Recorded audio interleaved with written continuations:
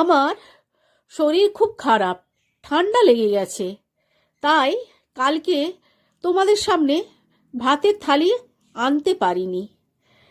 আজকেও শরীর খুব অসুস্থ, তাও সামান্য কিছু রান্না করে ফেললাম আর তোমাদের সামনে হাজির হয়ে গেলাম।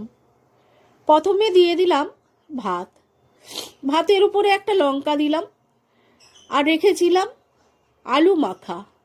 আলুটাকে আমি পেঁয়াজ ভাজা, কাঁচা লঙ্কা ভাজা দিয়ে মাখিয়ে নিয়েছিলাম। আর ছিল ডাঁটা ভাজা, এটা হচ্ছে ফুলকপির ডাঁটা।